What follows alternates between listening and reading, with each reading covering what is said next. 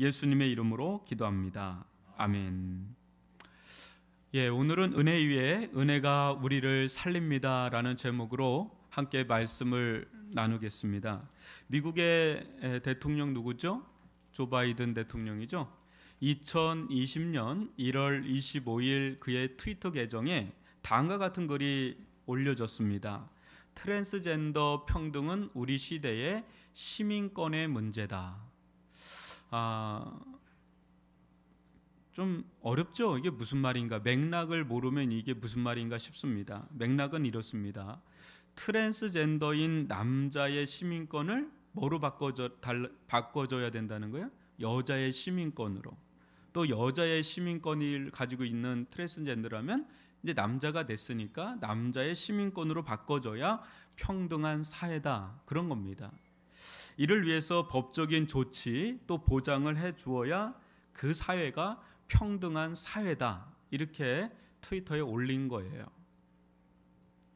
그리고 그는 2021년 작년 1월 미 연방정부 사상 처음으로 트랜스젠더인 레이첼 러바인이라고 하는 사람을 정부 고위직이죠, 보건차관부에 임명합니다. 이게 첫 사례입니다. 상원 의원까지 통과한. 지금 전 세계는요, 저나 여러분이 미처 인식하기도 전부터 성혁명 운동이 지금 진행되어 왔습니다. 이 흐름이 우리나라에도 깊숙이 침투하여 있다는 것을 여러분 아셔야 합니다. 중요한 것은 이런 이제 문화적 흐름이 있잖아요. 그 젠더 문화, 그 동성애 문화, 여러 가지 성문화의 이슈들이 막 일어나는데, 이런 흐름이 어떻게 이런 이제 조 바이든 같은 정치적 흐름으로 가고 있느냐, 이것을 우리가 좀 주목해 볼 필요가 있습니다. 이에 대해서 미국의 윤리 및 공공정책연구소 소장이 라이언 앤더슨이 다음과 같은 말을 하는데요. 한번 좀 보세요. 우리의 섹슈얼리티가 우리의 가장 심오하고 가장 중요한 내면적 진실이고, 정치가 진실의 증진과 관계에 있다면 성이 정치화되는 일은 불가피하다. 이 말도 또 어려운 얘기예요. 이 말도 이렇게 들으면 무슨 말인가 싶어요. 한번 제가 잘 설명해 드릴 테니까 이 시대 흐름을 여러분들이 좀 이해할 필요가 있어서 제가 좀 이야기를 합니다. 여러분, 5, 60대 이상의 기성세대죠. 5, 60대 이상의 기성세대가 청춘일 때, 젊은 시절일 때는 뭐가 가장 중요한 가치가 되냐면, 객관적인 어떤 도덕 규범이 개인이나 사회에 있어서 굉장히 중요한 가치였어요. 대발이 아버지 옛날 드라마 여러분 기억나시나요? 그런 시절에는 객관적인 도덕 규범, 그러니까 그때 유교 전통이라든지 우리로 말하면 보수예요. 보수적인 그런 것들이 대단히 중요한 가치예요. 한마디로 하버드 대학교의 마이클 샌덜 교수가 말한 방해받는 자아에 아주 익숙한 세대예요. 방해받는 세대가 뭐예요? 방해받는 자아가 뭐예요? 까라면 까는 거예요. 쉽게 말하면 군대 가서 까라면 까고, 어때요? 회사에서도 시키면 시키는 대로 하고, 방해를 받는데 그거에 익숙한 세대가 5, 60대 이상 되는 기성세대예요. 여러분 편하죠? 뭐 하라 그러면 예 하고 군말하지 않고, 그죠? 까라면 까고, 뭐 하라면 하고, 뭐 커피 타오라면 커피 타오고, 이게 우리 세대는 편했단 말이죠. 근데 현대는 어때요? 오늘날은 어때요? 2030이라고 불리는 MZ세대 있죠? MZ세대뿐 아니라 전반적으로 어때요? 내가 중요해요.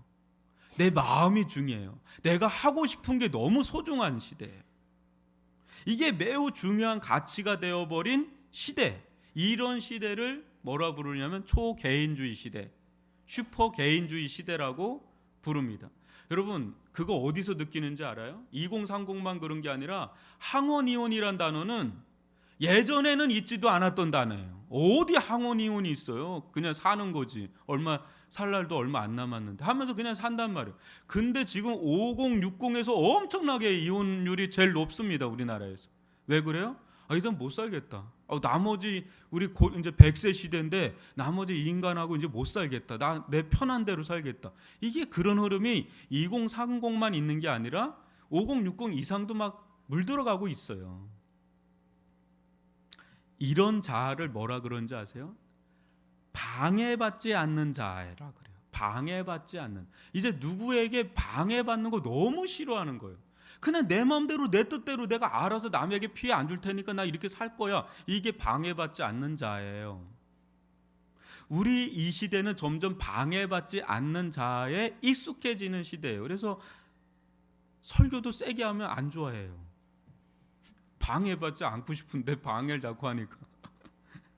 그러다 보니까 어때요? 이 시대는 초월적이고 어떤 절대적인 진리보다는 내 마음의 성향 있잖아요. 내 성향이 더 중요한 규범이 돼요. 그게 진리예요. 내가 좋으면 좋은 거고 내가 나쁜 거예요. 포스트 모더니즘이라고 그러잖아요. 즉 그런 시대의 흐름이 있단 말이에요. 지금 이런 시대의 흐름 속에서 지금 젊은 사람들은 윗 어른들을 보고 뭐라고 불러요? 자꾸 꼰대라고 불러요. 전 그 말 들으면 되게 귀에 거슬리는데 어쩔 수 없어요. 꼰대라고 불러요. 왜 그래요? 이런 시대의 흐름을 이해를 못하는 거예요. 방해받지 않고 싶은데 자꾸 간섭을 해요. 자꾸 지적을 하는 거예요. 왜? 안타까우니까. 이렇게 살면 안 되는데 왜 욜로족처럼 살지? 준비해야 되는데 이렇게 생각이 다 자꾸 지적해주고 간섭을 해주는데 그게 너무 불통이 돼버리는 거예요. 심하면 혐오의 아이콘이야. 그래서 뭐라고 부르는? 꼰대라고 자꾸 부르는 겁니다. 근데 이런 부분이 사회에서도 일어나지만 가정 안에서도 일어나요. 세대 갈등이 그거예요. 말이 안 통해요. 이런 흐름들이 방해받지 않으려고 하는 자아를 가진 세대하고 방해받는데 익숙한 자아를 가진 세대가 자꾸 이제는 충돌하는 시대가 지금 우리가 놓여 있어요. 회사도 엄청납니다 지금. 그래서 팀장이 돼도요 밑에 사람한테 함부로 못해요. 커피 타오라 그러면 바로 그게 올라갑니다 여러분. 블라인드 여러분 단어 아셔야 되는데 하여튼 그래요. 하여튼 그렇잖아요. 가정 안에서도 그렇고요. 여러분 정치인들은 이런 현대인들의 흐름을 민감하게 캐치하죠. 그러니까 조 바이든 대통령은 이런 정치적 행보를 걷지 않을 수가 없는 그런 시대를 파악하는 거. 왜? 표를 얻어야 되잖아요. 그럼 이 세대가 막 이렇게 변화되고 있는데 이제 이 소수의 세대들을 얻어야 되니까 그런 트랜스젠더의 시민권을 보장해야 된다. 막 이런 얘기를 하는 겁니다. 지난주에 살펴본 것처럼 제가 문화가 되고요. 문화가 어떤 법과 제도로 규정이 되면 쟤는 더 이상 제가 아니라 뭐가 됩니까? 합법이 되죠.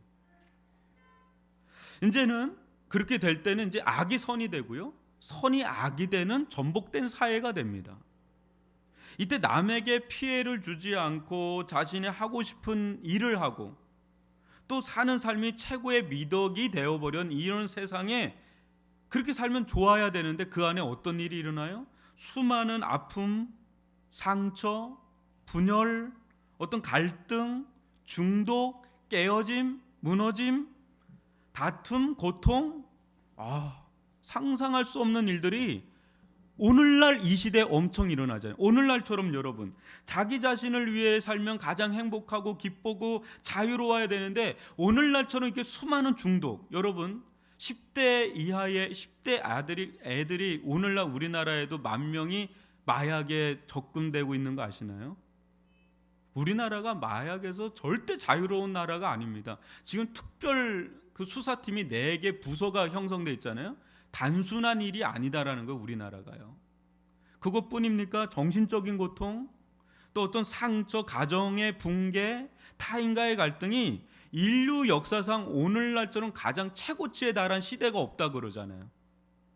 왜 이런 일이 일어날까요? 가장 개인주의적으로 시대를 살고 있는데 왜 이렇게 많은 일들이 오늘날도 버젓이 일어나고 있는 이유가 뭘까요? 이번 주와 다음 주까지 이 시대가 지향하는 모습의 끝판, 최악의 상황을 보여주는 이 소돔과 고모라의 심판을 살펴보면서 이 시대를 향한 하나님의 경종, 하나님의 경고 등을 볼 수 있기를 바랍니다. 또 우리가 가야 할 길이 어떤 길인지도 깨달을 수 있기를 주님의 이름으로 축복합니다. 여러분, 첫 번째는 임박한 하나님의 진노입니다. 12절로 14절입니다. 먼저 12, 13절을 교독으로 읽어보겠습니다. 그 사람들이 롯에게 이르되 이 외에 내게 속한 자가 있느냐? 내 사이나 자녀나 성 중에 내게 속한 자들을 다 성 밖으로 이끌어내라. 그들에 대한 부르짖음이 여호와 앞에 크므로 여호와께서 이곳을 멸하시려고 우리를 보내셨나니 우리가 멸하리라. 예. 여기서 여러분 이 말씀을 자세히 보시면 하나님께서 단순히 동성애라는 죄 때문에 소돔과 고모라를 멸하시는 것이 아님을 알 수가 있습니다. 뭐 때문에 멸하십니까? 말씀을 잘 들여다보시면 그들에 대한 부르짖음, 그들에 대한 부르짖음 때문에 하나님께서 심판하시기로 작정했다고 말씀이 나오거든요. 근데 이게 이렇게 보면 이게 무슨 말인지 모르겠어요. 그들에 대한 부르짖음, 그들은 누구고 그들에 대해서 부르짖는 자들은 누군가, 이게 이렇게 딱 보면 이게 쉽지가 않아요. 원문을 보면 이것을 가장 잘 번역한 성경이 새번역 성경인데 그 새번역 성경에 이렇게 나왔습니다. 이 성 안에 있는 사람들을 규탄하는 소리, 이 성 안에 있는 사람들을 규탄하는 소리, 뭐예요? 서로 규탄하는 소리, 서로 치고받고 하는 소리, 그게 들렸다는 거죠. 한번 이게 왜 그런지를 잘 들어보세요. 소돔과 고모라 사람들은 자기가 하고 싶은 본성에 충실하게 살았던 사람들이에요. 여러분, 이들이 막 너무 고통스럽고 너무 힘들어도 이웃을 위해서 나는 이렇게 살아야 해 해서 막 이렇게 산 사람들입니까? 아니죠. 너무 해피한 거예요. 내 마음대로 내 뜻대로 내가 하고 싶은 대로 살 때 너무 기뻤던 거예요. 너무 행복하고 너무 거기에서 또 보람도 느끼고 가치도 느끼고 성취감도 얻고요. 막 그랬어요. 소돔과 고모라 사회는 이런 삶에 어떤 브레이크가 없는 완전 끝판사회. 그러니까 내가 하고 싶은 대로 막 살아도 누구도 제재하지 않는, 법적 제재가 없는 그런 사회. 여러분, 어떻게 보면 가장 유토피아 같은 사회죠. 내가 막 사는데 지금 소돔과 고모라에 온 두 천사들을 막 집단적 윤관을 하려고 그랬잖아요. 그래도 아무런 법적 제재가 없어요. 그냥 완전히 유토피아 같은 사회처럼 보일 수 있죠. 한마디로 방해받지 않는 자로 가득한 그런 사람들로 충만한 그런 사회라고 보면 되죠. 어디도 제재를 하지 않는 사회. 그러니까 여러분, 아브라함과 롯이 네가 자하면 내가 우하겠고 네가 우하면 내가 자하리라 하고 선택권을 롯에게 줬을 때 롯이 어디를 선택하겠어요? 당연히 여기가 너무 좋은 거야. 한번 창세기 13장 10절 보세요. 제가 읽어드립니다. 이에 롯이 눈을 들어 요단 지역을 바라본즉 소알까지 온 땅에 물이 넉넉하니 여호와께서 소돔과 고모라를 멸하시기 전이었으므로 여호와의 동산 같고 애굽 땅과 같았더라. 한마디로 에덴 동산이 따로 없는, 유토피아가 따로 없는, 파라다이스가 따로 없는 그곳이 소돔과 고모라예요. 그러니까 거길 택한 거예요. 여러분, 소돔과 고모라는 부족함이 없는 풍요로운 사회였습니다. 개인의 자유를 마음껏 누릴 수 있는 자유가 보장된 사회였습니다. 근데 어찌된 영문인지요? 사람들끼리 서로 치고받고 싸우는데 서로 규탄하는 소리. 그게 단순한 수준이 아니라 뭐라 그래요? 하늘에 사무치기까지 막 울부짖는 소리까지 막 일어난 거예요. 너무 놀랍지 않아요? 자기 마음대로 자기 뜻대로 막 살아도 어떤 제재가 없는, 브레이크가 없는 사회인데 어떻게 이런 일이 일어날 수 있을까? 누구보다 행복한 소리가 막 올라가야 되는 사회 아닌가요? 그런데 서로 아우성 치는 거예요. 서로 너무 나는 더 이상 이제는 못 살겠다, 막 이런 울부짖는 소리가 막 올라가는 거예요. 그 소리가 하나님까지 들릴 정도로. 왜 이런 일이 일어나는? 강자에게는 이런 사회는 유토피아예요. 자기 마음대로 다 하니까. 근데 약자가 되면 될수록 완전히 이 사회는 디스토피아예요. 지옥이 따로 없어요. 헬조선 조선이 아니라 뭐 그래요. 근데 강자도요, 영원한 강자는 없잖아요. 또 다른 강자가 일어나죠. 그러면 그 속에서 복수와 살인과 악순환의 고리가 계속해서 이어지는 그런 사회가 되어버린, 아주 뒤죽박죽한 사회가 되어버린 게 소돔과 고모라 사회다라는 거죠. 사랑하는 성도 여러분, 내가 하고 싶은 대로 하고 살면은 행복할 것 같잖아요. 그죠? 행복해야 되잖아요. 그죠? 그래서 우리는 뭘 길러요? 힘을 기르죠. 그리고 또 뭘 길러요? 부를 기르죠. 왜? 신과 부가 있어야 내가 마음대로 살 수 있으니까. 그런데 여러분, 그러는 한편에서는 누군가는 피눈물을 흘리는 사람이 나올 수밖에 없습니다. 우리가 이거를 명심을 하셔야 됩니다. 여러분, 타인을 생각하지 않는 지독한 이기주의, 자기중심은요, 결국은 서로 물고 뜯는 전쟁터와 방불한 사회로 만들어 버립니다. 그 사회를. 여러분, 그때 그 고통은요, 지금 당장은 내가 고통을 안 당해서 다행인지 몰라도 그 고통은 부메랑처럼 자기에게 돌아오게 되어 있습니다. 누군가에게 해코지 하잖아요. 자기에게 그게 언젠가는 돌아오게 되어 있어요. 이기적인 삶과 사회에서는 소중한 많은 것들을 잃어버립니다. 가정 안에서도 이기적으로 살잖아요. 많은 것들을 잃어버려요. 직장에서도 마찬가지. 이기적인 한두 사람 있잖아요. 많은 것들을 잃어버리고 싫음 알아요. 서로의 관계를 통해서요, 여러분, 우리가 누릴 수 있는 행복과 기쁨이 얼마나 많은지 아세요? 서로 나눠주고 서로 위해주고 서로 관계를 맺을 때 얼마나 많은 시너지들이 일어나는데 그게 다 잃어버려요. 너무너무 안타까워요. 하나님은 억압과 어떤 거짓, 속임에 상처받아서 피눈물을 흘리는 울부짖는 자들의 그 아우성을요, 절대 외면하시는 분이 아니십니다. 여러분, 감히 제가 이런 얘기를 하는데 하나님께서 러시아의 행동을 가만히 보지 않습니다.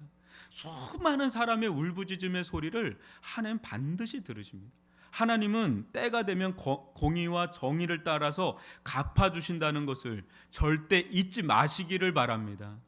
누군가에게 아픔을 주지 않기를 바랍니다. 여러분, 그게 지혜입니다. 그런데요, 여기에서 두 천사는 이제 신들러 리스트처럼 유대인을 이렇게 구출한 신들러라는 사람이 있었잖아요. 그 사람의 이 생명부가 있었잖아요. 그것처럼 구원의 리스트를 작성하는데 그때 롯에게 말합니다. 내게 속한 자가 있느냐?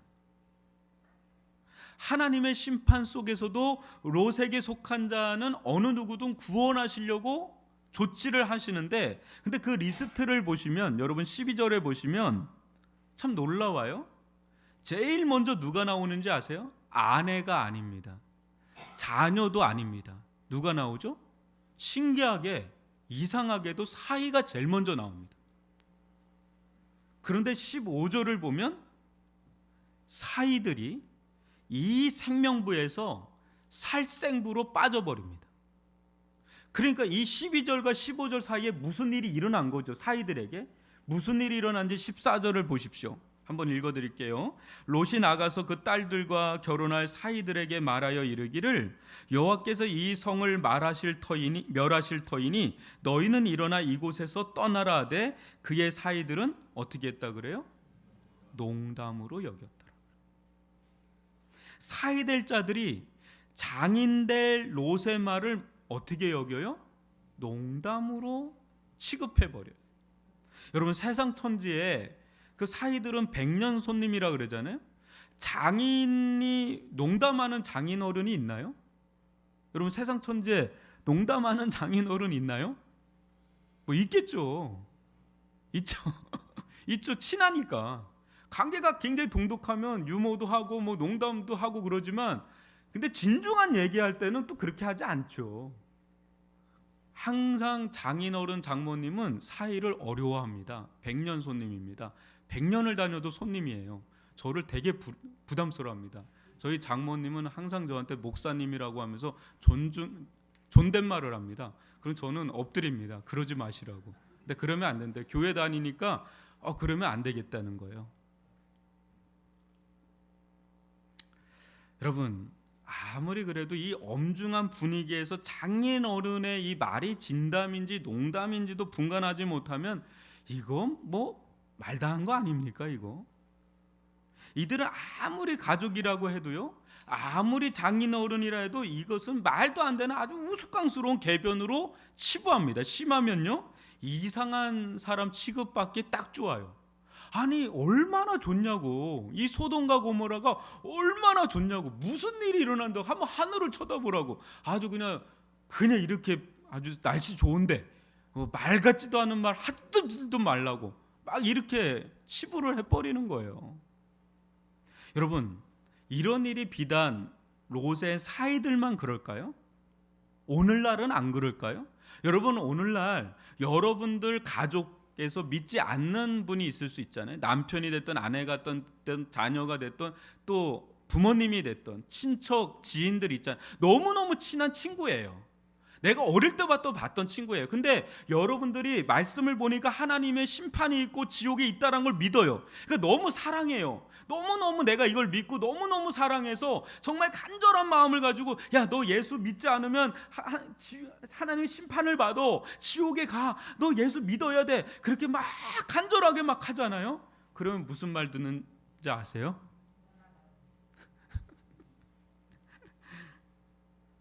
우스운 사람 취급을 받아요. 이건 약하고 좀 심하면 이상한 사람 취급받아요.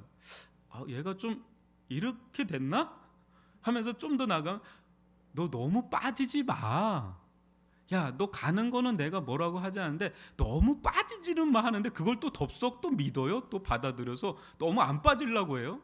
여러분, 우리의 문제는 너무 안 빠진 게 문제예요. 지금 이게 진짜 사실이라면 여러분들은 저한테 성토를 해야 돼. 목사님, 하나님의 심판이 있고 지옥이 있다는 걸 그렇게 믿으시면서 그 정도로 설교하십니까? 아니에요. 그 정도 설교하면 안 됩니다. 번개가 떨어지더니 막 설교를 하셔야지 어떻게 그따위로 설교하십니까? 이렇게 해야 되는데 저도 그렇게 잘 못합니다. 네. 이게 진짜 있다고 믿는다면 이건 장난이 아니잖아요. 지금 장난하는 거 아니잖아요. 농담하는 거 아니잖아요. 그런데 여러분, 이것을 전하면 적당히 믿으라고 그러고, 너만 좀 믿으라고 그러고, 됐다 그러고, 조금만 더 하면 나 화날 거라 그러고, 아주 점잖은 사람도 이렇게 하잖아요. 대바람 일어나서 여러분 막 화를 내요. 그때 아는 거, 이게 장난이 아니구나, 이런 생각이 드는 거죠. 전혀 달라. 여러분들하고 아무리 친한 거하고 진리를 받아들이는 건 전혀 다른 세계예요. 이게 롯의 사이들만의 문제가 아니다는 거죠. 여러분, 우리 주님이 뭐라고 말씀하셨는지 한번 들어보세요. 누가복음 17장 26절로 30절입니다. 교독으로 읽어봅니다. 노아의 때에 된 것과 같이 인자의 때에도 그러하리라. 노아가 방주에 들어가던 날까지 사람들이 먹고 마시고 장가들고 시집가더니 홍수가 나서 그들을 다 멸망시켰으며, 또 롯의 때와 같으리니 사람들이 먹고 마시고 사고 팔고 신고 집을 짓더니 롯이 소돔에서 나가던 날에 하늘로부터 불과 유황이 비오듯 하여 그들을 멸망시켰느니라. 맨 마지막이 매우 중요합니다. 인자가 나타나는 날에도 똑같아요, 여러분. 절대적 방심이에요. 똑같아요. 그러니까 노아 홍수 시대 때나 소돔과 고모라 때나 미리 경고는 들어갔지만 그들은 세상의 반응은 한 채 오차도 없다는 거예요. 여러분 한번 보세요. 우리 시대 때 올지 언제 올지는 모르지만 아주 동일하게 하나님의 말씀을 우스운 농으로 받아들입니다. 마치 이럴 수 있어요. 어제까지도 아무런 일이 일어나지 않았는데 그 다음날 주님 오실 수도 있어요. 완전 무방비. 여러분, 하나님의 말씀을 농으로 듣잖아요. 하나님도 우리들을 같이 얻게 여기십니다. 아니, 여러분들의 말을 진짜 여러분들이 진중하게 얘기했는데 그거 우습게 여기면 여러분 그 사람을 어떻게 여기겠어요? 상종 안 하고 싶잖아요. 그거 똑같은 거죠. 그러나 보십시오. 이 말도 안 되는 말씀을 아주 진중하게 받아들인 노아를 한번 보십시오. 히브리서 11장 7절입니다. 믿음으로 노아는 아직 보이지 않는 일에 경고하심을 받아 경외함으로 방주를 준비하여 그 집을 구원하였으니 이로 말미암아 세상을 정죄하고 믿음을 따르는 의의 상속자가 되었느니라. 여러분, 롯은 120년 동안 방주를 짓습니다. 그동안 얼마나 많은 사람들에게 얼마나 많은 이야기를 들었겠어요. 근데 흔들리지 않아요. 사람들이 뭐라 그랬어요? 하늘을 봐라. 1년을 보고 2년을 보고 10년이 지나고 50년이 지나고 100년이 지날 때 그들은 합리적으로 경험적으로 봐라, 네 말이 맞나, 이렇게 할 때 노아가 얼마나 흔들리겠습니까? 근데 끝까지 갑니다. 그게 믿음이에요. 사랑하는 성도 여러분, 세상이 다 바보 천재 취급을 해도 절대 하나님의 말씀만큼은 우습게 여기지 않기를 바랍니다. 사람들의 말은 진담인지 안 진담인지 뭐 그럴 수 있지만 하나님의 말씀을 절대 농담으로 받아들이지 않기를 바랍니다. 그러나 이 시대의 세상 사람들뿐 아니라요, 믿는 우리마저도 가장 농담처럼 취급하는 말씀이 있어요. 그게 뭔지 아세요? 주님이 다시 오실 거라는 그 말씀이에요. 주님이 곧 오실 거라는 그 말씀. 안 오시거든요. 안 오시거든요. 언젠간 오시겠죠. 우리는 주님이 오실 거라는 걸 부정하지 않습니다. 믿지 않진 않습니다. 믿습니다. 그죠? 근데 절대 내일은 아닐 거라는 믿음을 갖고 있습니다. 오늘은 아닐 거라는 믿음을 갖고 삽니다. 여러분, 우리의 삶의 목적과 길이 주님의 오심이 우리의 삶의 어떤 목적이다. 주님의 면전 앞에 서는 것이 목사님 저의 인생의 목적이고 저의 길입니다라고 여러분들이 분명하게 믿고 그걸 준비하고 치열하게 사는 사람들은 드뭅니다. 만약에 우리가 그걸 믿는다면 매 순간 두렵고 떨림으로 기대와 소망 가운데 최선을 다해서 주님 앞에 살려고 애를 쓸 겁니다. 여러분들의 가장 큰 기대와 소망이 무엇입니까? 주님이 오시는 겁니다. 주님을 만나는 겁니다. 주님 앞에 서는 겁니다. 이것이 나의 가장 최고의 기대와 소망입니다 라고 한다면 우리는 이렇게 살지 않아요. 진짜 두렵고 떨림으로 여러분 치열하게 삽니다. 주님 앞에 살려고. 이 시대 여러분, 사이들은 소돔과 고모라가 주는 그 문화적 정신에 깊이 물든 사람들이에요. 여러분, 우리는 어떤가요? 하나님의 말씀이 실질적으로 이루어지는 걸 보지 않는 한 절대 믿지 않아요. 근데 그때는 이미 늦어요. 여러분, 기회가 늘 열려 있다라고 생각하지 마세요. 노아에게는 120년의 기회가 있었지만 노아 120년이 지난 그때 바로 노아 배의 문은 닫혀버립니다. 닫힐 때가 옵니다. 닫히면 절대 열리지가 않아요.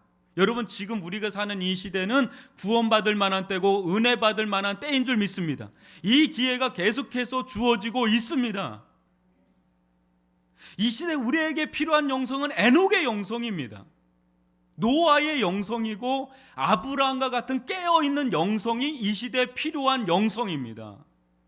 여러분, 주님께서 부지불식간에 도적같이 임한다는 이 말씀 절대 방심하지 말고 농으로 듣지 마시고 진담으로 받아들여서 깨어있는 믿음의 사람, 슬기로운 기름을 준비하는 슬기로운 다섯 처녀처럼 언제 와도 나는 준비되어 있습니다라고 하는 그런 준비된 믿음의 사람들 되시기를 주님의 이름으로 축복합니다. 두 번째는 지체하는 롯입니다. 15절로 16절인데 한번 15, 16절을 교독으로 읽어봅니다. 동틀 때에 천사가 롯을 재촉하여 이르되 일어나 여기 있는 내 아내와 두 딸을 이끌어내라. 이 성의 제약 중에 함께 멸망할까 하노라. 그러나 롯이 지체함에 그 사람들이 롯의 손과 그 아내의 손과 두 딸의 손을 잡아 인도하여 성 밖에 두니 여호와께서 그에게 자비를 더하심이었더라.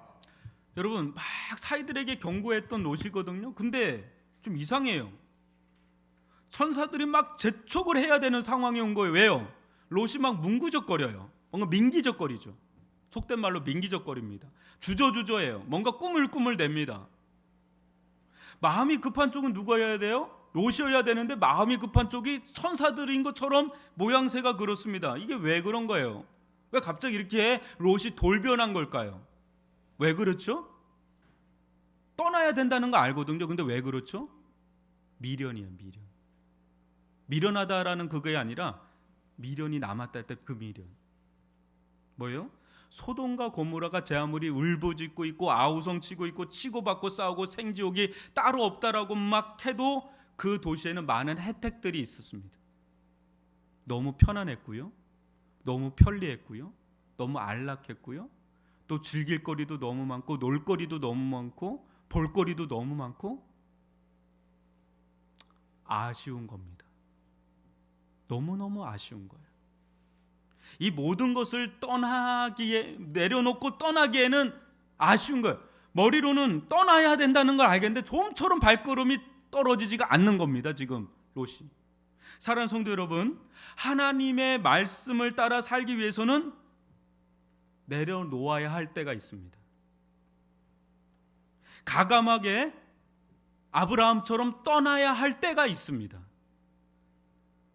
말은 할 수 있어요. 쉽게. 머리로도 다 압니다. 그러나 실제적으로 하려고 하면 이것보다 힘든 게 없습니다, 여러분. 하나님의 말씀을 위해서 뭔가 내려놓는 것보다 힘든 게 없다고요. 왜 그렇죠? 당장 누리던 혜택들이 많거든요. 그거 사라지면 불편함이 몰려옵니다. 그리고 불안함도 몰려옵니다. 이러다 죽겠다. 또 어때요?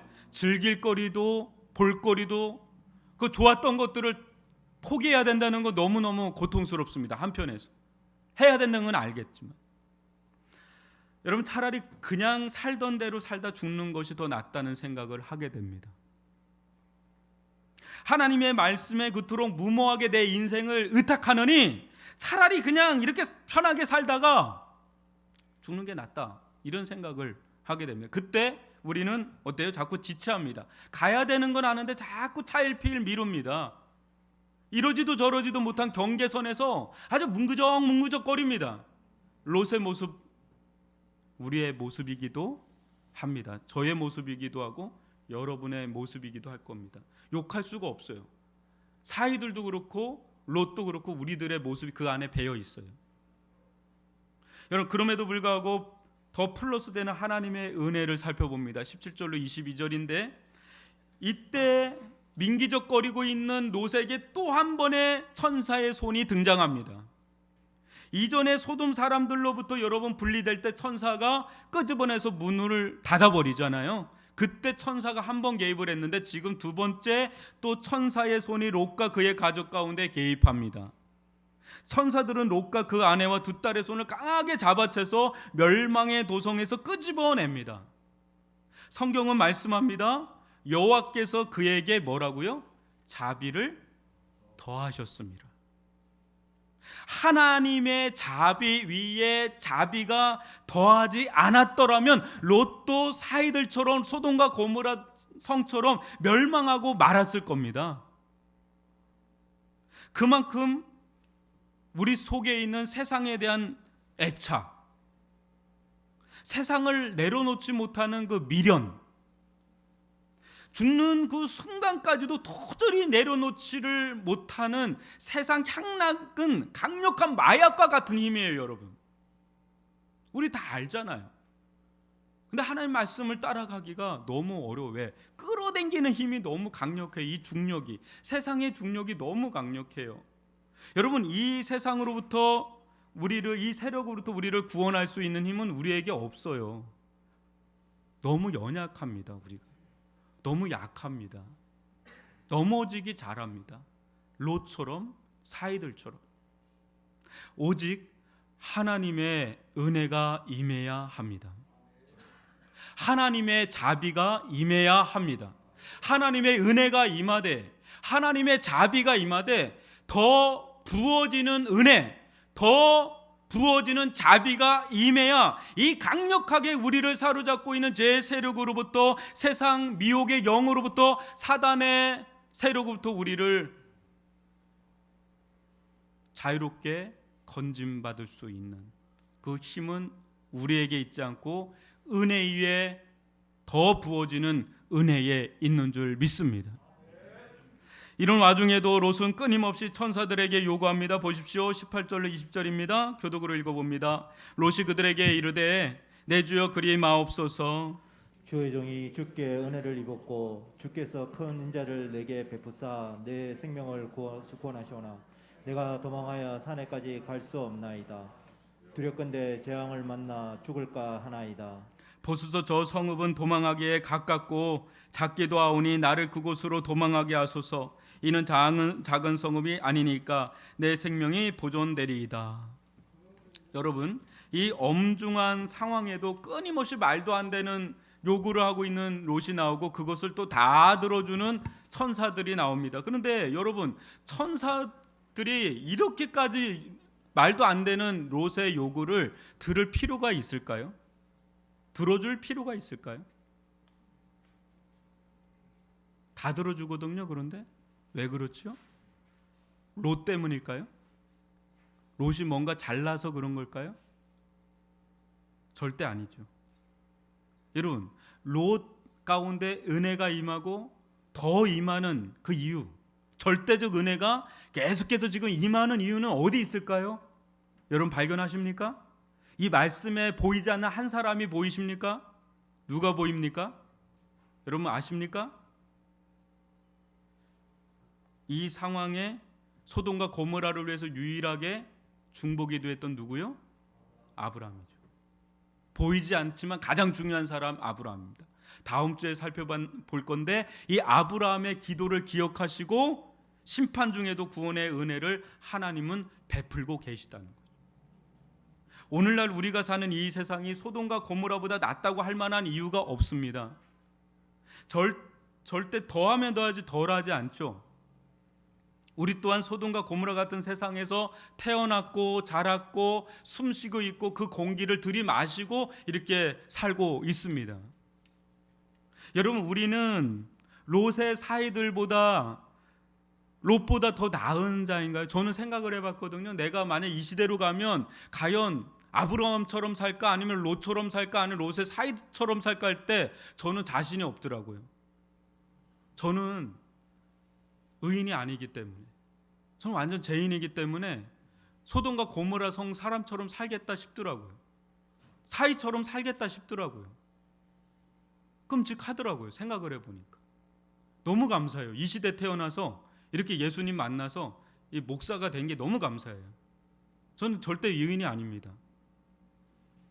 저에게 이 말씀을 보면서 정말 안도의 한숨을 쉬면서 나에게 유일한 소망, 은혜는 아브라함보다 탁월하신 아브라함이 보이는 게 아니라 이 말씀 속에서 또 누가 보이는지 아세요? 아브라함보다 더 탁월한 예수 그리스도가 보이는 거예요.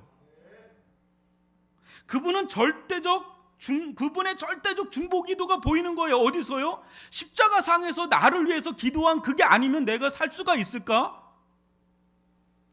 그뿐 아니죠. 하나님 나라에 올라가셔서 하나님 보좌 우편에서 지금도 계속해서 나를 위해서 여러분들을 위해서 중보 기도하고 있는 그 기도가 아니라면 나는 버틸 수 있을까? 이게 너무나 소망이 되고 너무나 희망이 되고 너무나 감사가 되는 거예요. 여러분 로마서 8장 34절 보십시오. 누가 정죄하려 죽으실 뿐 아니라 다시 살아나신 이는 그리스도 예수시니 그는 하나님 우편에 계신 자요 우리를 위해 뭐라고요? 간구하시는 자시니. 히브리서 7장 25절도요. 그러므로 자기를 힘입어 하나님께 나아가는 자들을 온전히 구원하실 수 있으니 이는 그가 항상 살아계셔서 그들을 위하여 뭐라고요? 간구하십니다. 지금도 하나님 보좌 우편에 계셔서 자신의 오상, 자신의 그 상처받은 몸을 드러내면서 우리를 위해서, 여러분을 위해서, 나를 위해서 기도하고 계시는 그 중보기도의 사역이 아니면 나는 여기 설 수가 없다. 여러분, 우리는 롯의 사이들처럼 하나님의 말씀을 농담으로 취급하기를 잘하는 자들이에요. 롯처럼 주저주저하며 문구적거리고 지체하고 세상의 미련과 집착을 내려놓지 못하는 자들이에요. 아브라함보다 탁월하신 완전한 의인이신 예수 그리스도의 중보기도가 아니라면 어찌 우리 가운데 은혜 위에 은혜가 임할 수 있겠습니까? 여러분, 우리가 그나마 이만큼 산 건 누구의 은혜인지 아시겠어요? 부족하더라도 내가 이만큼 산 거는 오직 예수 그리스도의 중보의 은혜에 있는 줄 믿습니다. 그분의 기도 가운데 은혜 위에 은혜가 계속해서 주어지니까 그나마 이렇게 버티고 사는 거지, 그거 없으면 우리는 그냥 미끄러져 갈 수밖에 없는 인생. 다함 없는 은혜, 은혜 위에 더 플러스 되는 은혜, 그 하나님의 손이 우리를 강하게 사로잡고 있어 우리를 이끌어가기 때문에 하나님의 도성으로, 하나님의 나라로 지금 향해 가고 있는 줄 믿습니다. 사랑하는 성도 여러분, 이 은혜를 힘입어서 이 소돔과 고모라 같은 이 세상에서 하나님의 나라를 향해 지체하지 마시고 나아가시기를 바랍니다. 세상 미련을 가지면 어떻게 되는지 아세요? 세상에 미련을 가지면 미련해집니다. 하나님의 말씀을 농으로 들으면 들을수록 우리 인생 자체가 어떻게 되는지 아십니까? 농이 되어버립니다. 불과 유황으로 타는 심판 앞에 우리의 유일한 인생의 보호막, 안전지대는 오직 예수 그리스도밖에 없으니 예수 그리스도께로 얼른 어서 빨리 나아갈 수 있기를 주님의 이름으로 축원합니다. 아울러 우리 또한 예수님을 따라서, 아브라함을 따라서 우리 주변의 수많은 록들을 위해서 중보기도하는 생명 살리는 위대한 삶을 사시기를 바랍니다. 여러분의 예수님의 기도, 여러분의 기도를 통해서 여러분의 가족과 지인과 누군가는 은혜 위에 은혜가 임해서 그 사람이 극적으로, 아주 기적적으로 구원받는 일이 혹 있을지 누가 알겠습니까? 그런 사명 감당하는 저와 여러분 되시기를 주님의 이름으로 축원합니다. 기도합니다.